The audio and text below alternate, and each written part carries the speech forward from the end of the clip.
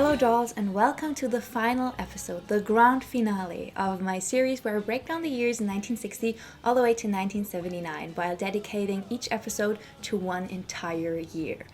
Today we have made our way all the way up to 1979, and I am so truly excited to bring this to an end. So without further talking, let me take you back to the year 1979, where we are going to start, but then as this episode will progress, we'll also take a look back at our beginnings in the year 1960. But for now, let's start with 1979. Welcome to 1979, a year of contrast, innovation, and cultural evolution. As the 1970s drew to a close, the world stood on the brink of a new decade, grappling with challenges that defined the era: economic struggles, political upheaval, and rapid cultural change. It was a time when disco still sparkled in the limelight but faced growing backlash.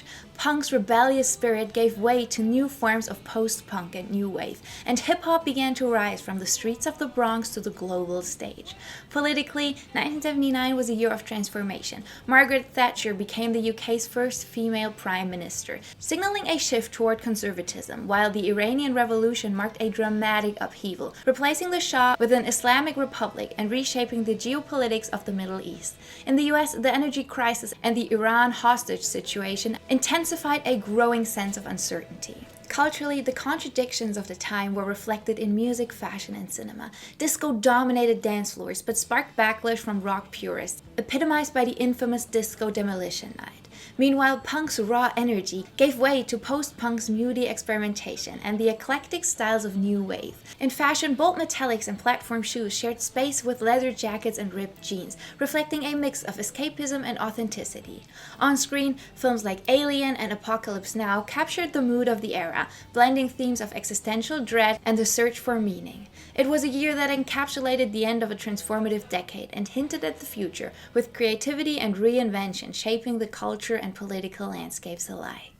Politically, 1979 was a year that saw seismic shifts and significant milestones. In the UK, Margaret Thatcher became the first female prime minister, ushering in a new era of conservative politics that would define the 1980s. Across the Atlantic, the United States was embroiled in the Iran hostage crisis, a 444-day ordeal that began in November of 1979, when 52 Americans were taken hostage in Tehran. This event underscored growing tensions in the Middle East and cast a shadow over the Carter administration. Globally, the Cold War continued to shape international relations, with the Soviet invasion of Afghanistan in December of 1979 marking the beginning of a conflict that would last a full decade. Meanwhile, China embarked on significant economic reforms under Deng Xiaoping, signaling a new chapter for the world's most populous nation. Economically, inflation and unemployment rates remained high in many countries, exacerbating the lingering effects of the 1973 oil crisis. In every video, I'm comparing the price of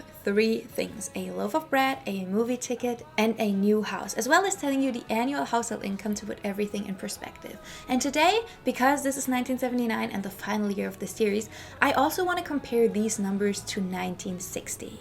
As evident throughout this series, the loaf of bread was the one thing that didn't explode drastically in price. However, a loaf of bread was 40 cents in 1979, but it was only 20 cents, so only half of that in 1960. A movie ticket was $2.51 in 1979, while it would have only been 69 cents in 1960. A new house was around $58,100, while it had only been $12,700 in 1960. However, the annual household income had almost quadrupled by 1979, clocking in at $17,500 compared to only $5,315 in 1960. Honestly, when looking back at the 60s and 70s, I've never really given much thought to how much things were, besides the occasional stumbling upon an old magazine and seeing that a dress was only $5. But now that I looked at the price development, I feel like I have a better idea on how much pieces really were, because while inflation is definitely evident in 1979, you can still see that a dollar went much further in 1960 and even still 1979. While even the 1979 prices seem kind of affordable right now compared to today's prices, the economic pressures of the late 1970s were keenly felt by many families, Fashion in 1979 was a blend of disco glitz, punk rebellion, and the emerging minimalism of the upcoming decade. Fashion in 1979 was versatile. As said in 1978, disco styles were everywhere, but so were punk styles. It was just such a wide array of wonderful styles. However, the late 1970s also saw a rise of more casual unisex styles that reflected the changing social attitudes. Jeans, t-shirts, and sneakers became wardrobe staples, while earthy tones and natural fabrics hinted at the bohemian influences that had carried over from the earlier part of the decade. The beginnings of power dressing, with sharp shoulder blazers and tailored trousers, foreshadowed the fashion of the 1980s. I am wearing a very bohemian-inspired dress, however, because brands like Gunny Sachs were still all the rage in 1979, I feel like this was something that people would have definitely worn in 1979. I think especially looking at the history of denim, this is so interesting, because when James Dean wore denim, he was seen as an outlaw. Then by the late 1960s, the counterculture brought them into the youth's wardrobes, but by the late 1970s, even everyone's mom was wearing denim.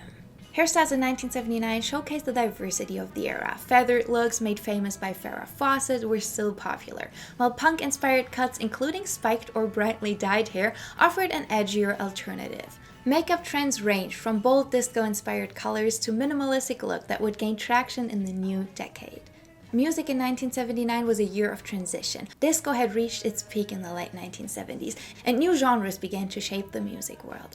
Donna Summer's Bad Girl dominated the charts, with hits like Hot Stuff and Dim All the Lights, cementing her status as the queen of disco. Meanwhile, the release of Off the Wall by Michael Jackson signaled the beginning of his solo superstardom, and a shift in popular music, blending disco, funk, and R&B in groundbreaking new ways. Punk's influence remained strong, with The Clash releasing London Calling in December of 1979. The album blended punk with reggae, rockabilly, and ska, showcasing the genre's maturity and versatility. At the same time, post-punk bands like Joy Division and Talking Heads began to carve out their own space, creating music that was darker, more introspective, and more innovative. Hip-hop also made its presence known in 1979, with the release of Rapper's Delight by the Sugar Hill Gang. This track, widely regarded as the first mainstream hip-hop hit, marked the genre's emerged as a cultural force that would dominate the decades to come. Rock continued to evolve, with Pink Floyd's The Wall pushing boundaries of concept albums in the arena rock.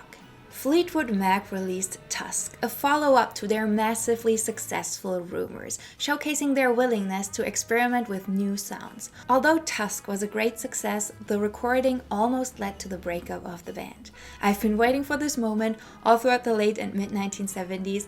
Let's look at the dynamics of Fleetwood Mac. By 1979, Fleetwood Mac was riding high on the immense success of Rumors, their 1977 blockbuster album that had cemented them as global superstars. Yet with that success came enormous pressure, internal tensions, and creative restlessness. The band, a tangled web of relationships and broken bonds, was navigating uncharted territory, both musically and personally. When it came to recording Tusk, tensions were at an all-time high. Lindsey Buckingham spearheaded much of the album's avant-garde direction, drawing inspiration from punk and new wave acts like the Talking Heads. Tracks like the title song Tusk, with its tribal drums and the University of Southern California marching band, and the stripped down The Ledge, but not everyone in the band was fully on board with his vision, and tensions simmered as a result. Stevie Nicks contributed some of her most hauntingly introspective works, including the shimmering Sarah, a song steeped in heartbreak and myth. It's been widely interpreted as reflecting her complex feelings about her romantic entanglement with Mick Fleetwood and a pregnancy she terminated during that time. Christine McVie, meanwhile, added a softer melodic touch with tracks like Think About Me, offering a balance to the album's eclecticism. Behind the scenes, the personal lives of Fleetwood Mac's members remained as tumultuous as ever. The love triangle between Stevie, Mick, and his then-wife Jenny Boyd had reached a breaking point. Jenny Boyd, a model and sister to Pattie Boyd, who was famously married to Beatle George Harrison, had been married to Mick since 1970, but their relationship had been plagued by infidelities and the pressure of the spotlight. By 1979, Jenny and Mick had separated, with their divorce finalized in 1980. Jenny later recounted in her memoir Jennifer Juniper how the band's hedonistic lifestyle, Mick's affair with Stevie, and his growing drug addiction contributed to the unraveling of their marriage. marriage. Fleetwood Mac was no stranger to drama. Christine and John McVie's marriage had ended during the recordings of Rumours, as had Lindsey Buckingham and Stevie Nicks' long-term relationship. But by 1975, the cracks within the band were deepening. Mick, often described as the band's anchor, was struggling to maintain unity while dealing with his personal and financial troubles, exacerbated by his mounting cocaine addiction. Despite, or perhaps because of, these struggles, Tusk stands out as one of Fleetwood Mac's most daring and distinctive albums. Though it sold well, especially by most band standards, it fell short to the astronomical success of Rumours. Critics were divided, with some praising its ambition and others lamenting its departure from the polished, cohesive sounds of its predecessor. Over time, however, Tusk has been re-evaluated as a masterpiece, a testament to Fleetwood Mac's willingness to take risks, even at the height of their fame.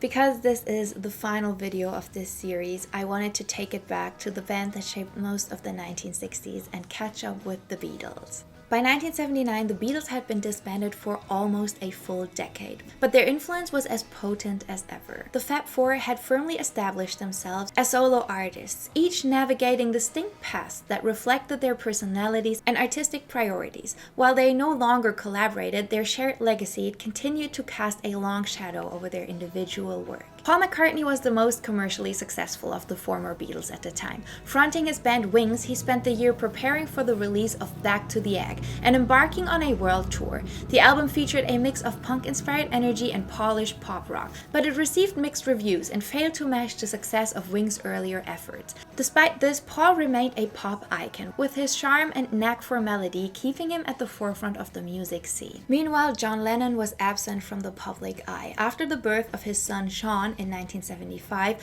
John had stepped back from the music world to focus on his family with Yoko in New York City. By 1979, whispers of his potential return to the music scene began circulating, but he remained largely reclusive, channeling his energy as being what he called a house husband. This period of quiet reflection would culminate in his comeback album, Double Fantasy, which was released in 1980. George Harrison followed a more low-key approach to his career. In 1979, he released his self-titled album, George Harrison, a warm, introspective collection of songs reflecting his contentment with life and spirituality. Tracks like Blow Away and Love Comes to Everyone showcased his mellow but assured artistry. George also delved deeper into film production, helping to finance Life of Brian, the Monty Python comedy that became a cult classic. Ringo's star, ever the steady presence, focused on his solo career, but struggled to maintain commercial success. His 1979 album, Bad Boy, failed to make much of an impact, marking a low point in his solo discography. However, Ringo's likable personality kept him a beloved figure, and he remained in demand as a session drummer and occasional actor. While 1979 was a year of separate pursuits for the former Beatles, their legacy continued to loom large. Fans speculated about the possibility of a reunion, fueled by their occasional appearances at events like the wedding of Eric Clapton and George's ex-wife Pattie Boyd earlier that year, where George, Paul, and Ringo all were in attendance. The last time we played together, the three of us played, was at Eric Clapton's wedding. Eric had this big party, and it was funny because we walked into this big tent and there's a stage there, and I said to Eric, "Oh, great, who's playing?" And he said, "You are." So the party was going on. They had a drum kit and congas and, organ, piano, amps, and a couple of guitars and things like that. The ball was starting rolling with Zach, my son, who was playing guitar, and Jim Capaldi, who played drums. And then after that, everyone just came, wandering onto the stage, and we did, all the old favorites. George got up, and we played, and Paul was up. So that was the closest, I think, we ever got to actually getting back together. Though such hopes never materialized, each Beatles' individual career in 1979 reflected their ongoing evolution as artists and as people, firmly rooted in the world they had changed forever. Film in 1979 offered audiences a mix of high-octane action, thought-provoking sci-fi, and light-hearted escapism. Alien, directed by Ridley Scott, revolutionized science fiction and horror with its chilling atmosphere and groundbreaking visual effects. The film tagline, "In space, no one can hear you scream," became iconic, as did Sigourney Weaver's performance as Ripley, one of the first female action heroes. Meanwhile, Apocalypse Now, Francis Ford Coppola's epic Vietnam War drama, explored the psychological toll of conflict with stunning visuals and a haunting soundtrack. The film's production was infamously troubled, but its its release cemented it as one of the greatest films of all time. For a lighter fare, audiences flocked to Kramer vs. Kramer, a heartfelt drama about divorce and family, and The Muppet Movie, which brought Jim Henson's beloved characters to the big screen. On the action front, Mad Max introduced audiences to a dystopian vision of the future, blending high-octane chases with gritty storytelling. But there was one film released in 1979 that brings us back to where this series started: Quadrophenia. Quadrophenia, released in 1979 and based on The Who's 1973 rock opera of the same name, became a cult classic. Directed by Frank Rodham, the movie captures the essence of the 1960s mod subculture through the eyes of Jimmy Cooper, a disillusionized young man navigating life, identity, and rebellion in working-class London. Set against the backdrop of the mod versus rocker clashes in Brighton, the film portrays themes of alienation and youthful defiance, brought to life by Phil Daniels' standout performance as Jimmy. The soundtrack, featuring tracks by The Who and other mod anthems, played a crucial role in the film's raw energy. Quadrophenia became a cult classic, reigniting interest in mod culture during the late 1970s and solidifying its place as a cultural touchstone for both music and fashion enthusiasts. So, what does 1979 really add up to? It was a year of transition and contrast, a moment in time when the past and future collided. Disco was fading, punk was transforming, and new genres like post-punk and hip-hop were starting to find their footing. The natural scene was as fractured as it was vibrant, reflecting a world grappling with political upheaval, economic challenges, and a yearning for something new. In music, icons like Fleetwood Mac pushed boundaries with Tusk, while former Beatles carved out their solo paths, proving that even legends must evolve. In film, works like Quadrophenia reflected on the previous decade, while epics like Apocalypse Now and Alien captivated audiences. Fashion continued to embrace individuality over uniformity, bringing the decade of self-expression to a close. As we close out this 3.5-week-long journey through the dynamic tapestry of the 1960s and 1970s, it is impossible to not feel a sense of awe at the transformations that defined this era. From the optimism of the early 60s, with its crisp lines and bright futures, to the bold, rebellious experimentation of the late 1970s, where individualism and personal expression were paramount, these 2 decades stand out as one of the most creatively charged periods in modern history. The music, always at the forefront, set the tone for a generation, from the sweet harmonies of the British invasion to the raw energy of punk. The sounds of the 60s and 70s echoed through memories, ever present and forever inspiring. And the films, capturing the emotional depth and social shifts, remain timeless in their ability to reflect and challenge the world around them. But beyond the headlines, the trend-setting icons, and the chart-topping albums, there was an undeniable dreaminess in the air, an idealism that permeated the cultural fabric. Fashion, ever-changing, became more than just clothing. It became a reflection of the changing spirits of the times. The 60s psychedelic patterns and space-age cuts gave way to the free-spirited bohemian and punk influences of the 70s. Each style an echo of the decade it emerged in. Looking back, the 60s and 70s feel like a time suspended between innocence and revolution, a space where everything was possible and the future seemed just around the corner. It's a moment in history that will forever hold a special place in hearts, a time when dreams were big, risks were taken, and the music, fashion, and film did the talking. So that is it. That is it for 1979, and that is it for the entire series. Thank you so much for joining me on this world-winding tour through the years that reshaped the world in so many ways. Here's to the dreamers, the rebels, and the creatives who made the 1960s and 70s so unforgettable, and to the memories that continue to inspire us today. I don't even know what to say. I'm a little emotional. This was such a great series, and I just want to take a moment to thank you, not only for watching, but also for just being here every single day, for all the wonderful memories you shared in the comments, and all the amazing memories we got to share. For one final time, I'm trying a cup of tea with you because it's just our tradition over here. This one is called Winter Anise. Honestly, it doesn't really taste like much, but it's nice. I don't even know how to end this. I feel like I ended every video by telling you to come back tomorrow for the next episode, but I would just like to take a moment to tell you to maybe subscribe and come back to another video in January. I have 1 or 2 more vlogs coming this year, and then I will be back in January with my regular content. I have so many ideas after diving through all these years. You gave me so many ideas. We're going to talk about musicians. We're going to talk about the women behind the musicians. We are going to talk about the fashion and everything everything that defined the 1960s and 70s all over again. So if that sounds like something you're up to, make sure to subscribe to not miss out. I want to thank you once again from the bottom of my heart for not only watching this video, but watching this entire series and supporting me all the way through it. It truly means the world. I hope you have a beautiful day and a wonderful Christmas.